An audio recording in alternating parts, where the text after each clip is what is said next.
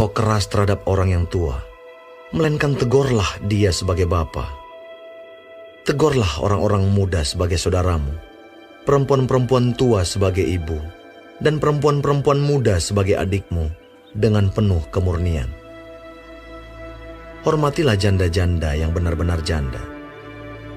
Tetapi jikalau seorang janda mempunyai anak atau cucu, hendaklah mereka itu pertama-tama belajar berbakti kepada kaum keluarganya sendiri dan membalas budi orang tua dan nenek mereka, karena itulah yang berkenan kepada Allah. Sedangkan seorang janda yang benar-benar janda, yang ditinggalkan seorang diri, menaruh harapannya kepada Allah dan bertekun dalam permohonan dan doa siang malam. Tetapi seorang janda yang hidup mewah dan berlebih-lebihan, ia sudah mati selagi hidup. Peringatkanlah hal-hal ini juga kepada janda-janda itu, agar mereka hidup dengan tidak bercela. Tetapi jika ada seorang yang tidak memeliharakan sanak saudaranya, apalagi seisi rumahnya, orang itu murtad dan lebih buruk dari orang yang tidak beriman. Yang didaftarkan sebagai janda hanyalah mereka yang tidak kurang dari 60 tahun, yang hanya satu kali bersuami, dan yang terbukti telah melakukan pekerjaan yang baik, seperti mengasuh anak, memberi tumpangan, membasuh kaki saudara-saudara seiman, menolong orang yang hidup dalam kesesakan, pendeknya mereka yang telah menggunakan segala kesempatan untuk berbuat baik. Tolaklah pendaftaran janda-janda yang lebih muda, karena apabila mereka sekali digairahkan oleh keberahian yang menceraikan mereka dari Kristus, mereka itu ingin kawin, dan dengan memungkiri kesetiaan mereka yang semula kepadanya, mereka mendatangkan hukuman atas dirinya. Lagi pula dengan keluar masuk rumah orang, mereka membiasakan diri bermalas-malas, dan bukan hanya bermalas-malas saja, tetapi juga meleter dan mencampuri soal orang lain, dan mengatakan hal-hal yang tidak pantas. Karena itu, aku mau supaya janda-janda yang muda kawin lagi, beroleh anak, memimpin rumah tangganya, dan jangan memberi alasan kepada lawan untuk memburuk-burukkan nama kita. Karena beberapa janda telah tersesat mengikut iblis. Jika seorang laki-laki atau perempuan yang percaya mempunyai anggota keluarga yang janda, hendaklah ia membantu mereka, sehingga mereka jangan menjadi beban bagi jemaat. Dengan demikian jemaat dapat membantu mereka yang benar-benar janda. Penetua-penetua yang baik pimpinannya patut dihormati 2 kali lipat, terutama mereka yang dengan jerih payah berkhotbah dan mengajar. Bukankah kitab suci berkata, "Janganlah engkau memberangus mulut lembu yang sedang mengirik." Dan lagi, seorang pekerja patut mendapat upahnya. Janganlah engkau menerima tuduhan atas seorang penetua, kecuali kalau didukung 2 atau 3 orang saksi. Mereka yang berbuat dosa hendaklah kau tegur di depan semua orang, agar yang lain itu pun takut. Di hadapan Allah dan Kristus Yesus, dan malaikat-malaikat pilihannya, kupesankan dengan sungguh kepadamu. Camkanlah petunjuk ini tanpa prasangka, dan bertindaklah dalam segala sesuatu tanpa memihak. Janganlah engkau terburu-buru menumpangkan tangan atas seseorang, dan janganlah terbawa-bawa ke dalam dosa orang lain. Jagalah kemurnian dirimu. Janganlah lagi minum air saja, melainkan tambahkanlah anggur sedikit. Berhubung pencernaanmu terganggu dan tubuhmu sering lemah. Dosa beberapa orang menyolok, seakan-akan mendahului mereka ke pengadilan. Tetapi dosa beberapa orang lagi baru menjadi nyata kemudian. Demikian pun perbuatan baik itu segera nyata. Dan kalau tidak demikian, ia tidak dapat terus tinggal tersembunyi.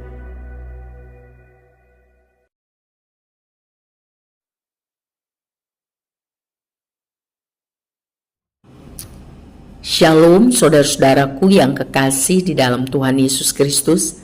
Haleluya, kita masih diberi kesempatan hidup hari ini dan mempelajari firman Tuhan, panduan kehidupan dari kitab 1 Timotius 5 mengenai saudara seiman. Tuhan Yesus memberkati. Paulus mengajarkan kepada Timotius supaya jangan keras terhadap orang yang tua. Kalau mereka berbuat salah, tegurlah dia sebagai bapa. Dan mengenai orang muda yang melakukan kesalahan, tegurlah sebagai saudaramu sendiri yang kau kasihi. Selanjutnya mengenai perempuan-perempuan tua, sebagai ibu Timotius harus anggap, dan yang muda, perempuan muda, sebagai adikmu, tapi dengan penuh kemurnian. Selanjutnya mengenai janda, Paulus mengajarkan Timotius untuk menghormati, mengurus janda-janda yang benar-benar janda. Maksudnya, yang hidup seorang diri, suaminya sudah meninggal, tidak ada orang yang menolong, membantu, memperhatikan kebutuhan hidup mereka. Tapi kalau seorang janda mempunyai anak atau cucu, hendaknya anak atau cucunya belajar bertanggung jawab, berbakti kepada kaum keluarganya sendiri, membalas budi orang tua dan nenek mereka, karena itu yang menyenangkan hati Tuhan. Jadi yang harus diurus, diperhatikan oleh gereja adalah seorang janda yang benar-benar janda, yang ditinggalkan seorang diri, tidak ada yang memeliharanya, sehingga ia menaruh harapannya kepada Tuhan saja dan mengisi waktu hidupnya bertekun dalam permohonan dan doa siang malam kepada Tuhan Yesus Kristus. Kriteria seperti itu harus dipelihara oleh gereja Tuhan. Janda yang sebatang kara, yang hanya berharap kepada pertolongan Tuhan dan memanfaatkan waktunya dengan baik untuk berdoa. Tetapi seorang janda yang hidup mewah-mewah berlebih-lebihan, ia seperti sudah mati padahal masih hidup. Janda yang suka menghabiskan waktu dengan tidak berkualitas, gosip, hanya mencari kesenangan hidup, itu seperti menghancurkan jiwanya sendiri, tidak perlu mendapat pemeliharaan jemaat. Jadi peraturan jemaat ini harus tegas, sebab orang Kristen harus belajar dan tahu melakukan hal-hal yang benar.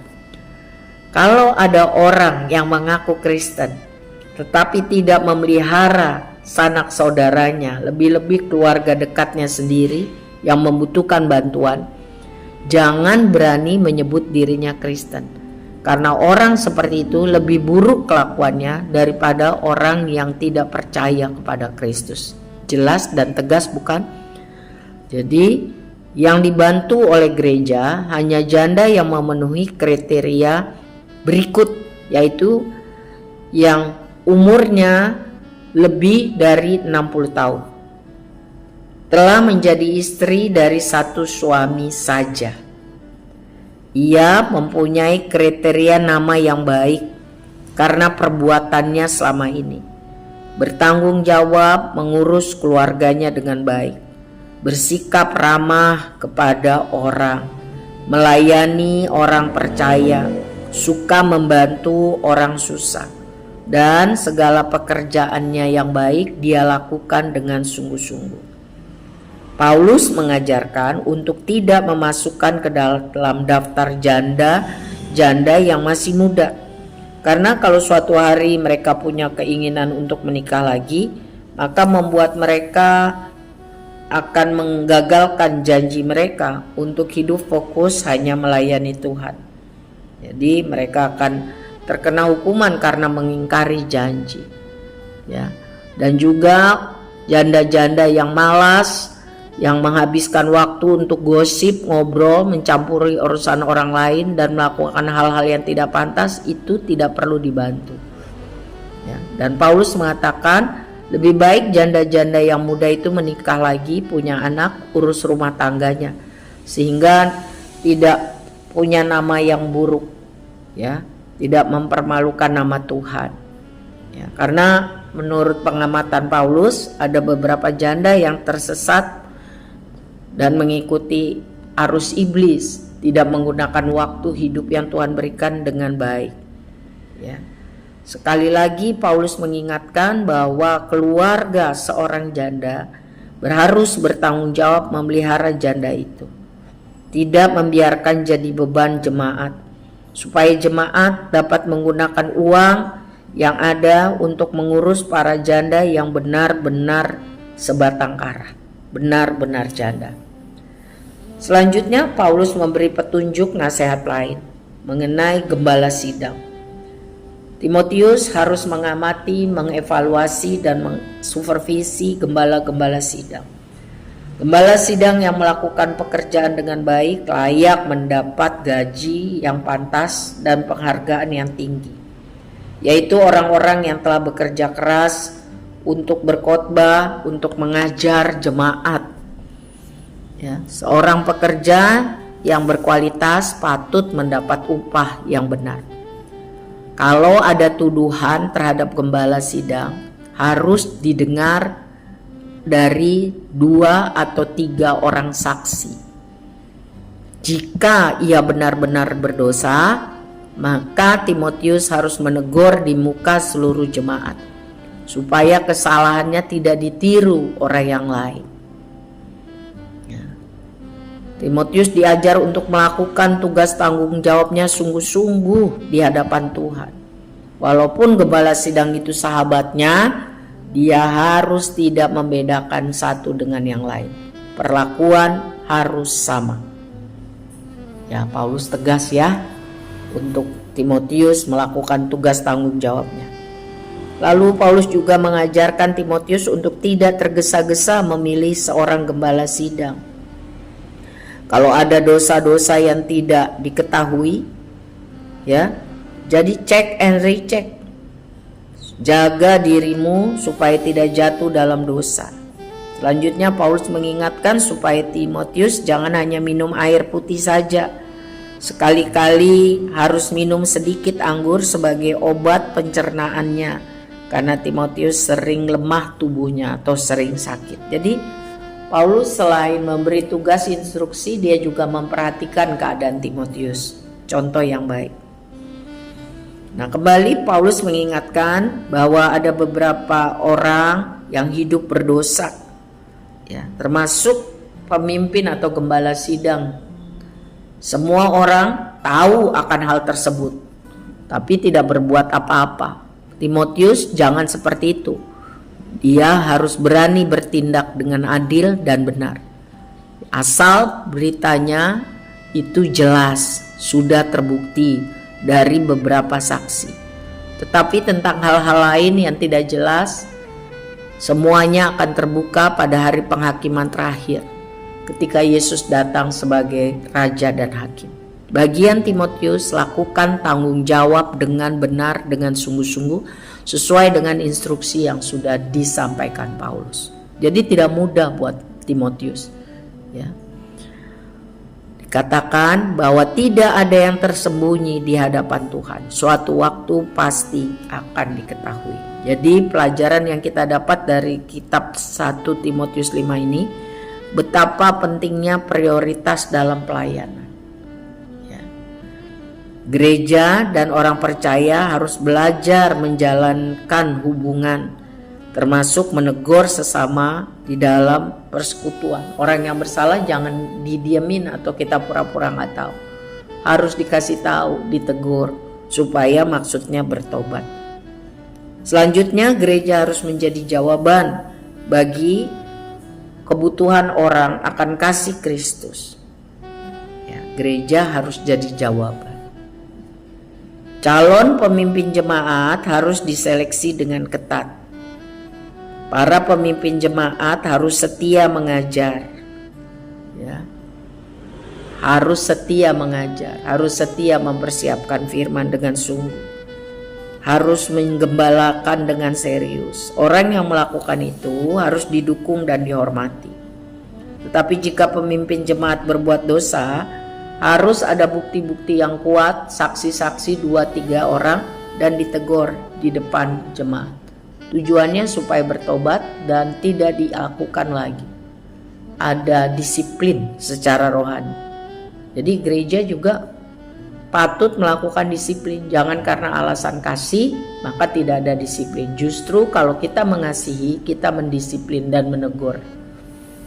Ya. Hidup jemaat itu harus saling menghormati, saling menghargai dalam kasih yang murni. Kiranya Tuhan menolong kita, gereja Tuhan, untuk dapat melakukan ini, agar kita bisa hidup mempermuliakan Tuhan. Amin.